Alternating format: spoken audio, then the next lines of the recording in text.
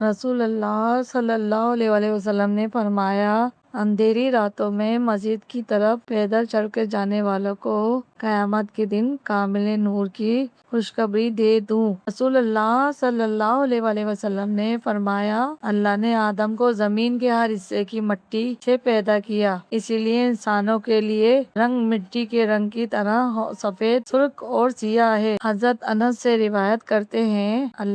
آپ صلی اللہ علیہ وسلم تعلیم کی ہتھیلیاں ریشم سے زیادہ نرم تھی اور آپ کے پسینے کی خوشبو کستوری سے زیادہ عمدہ تھی۔ نبی اکرم صلی اللہ علیہ وسلم نے فرمایا، 5 جانور ایسے ہیں جو سب کے سب موذی، خطرناک ہیں اور انہیں حرام میں بھی مارا جا سکتا ہے، کوّا، چیل، بچھو، چوہا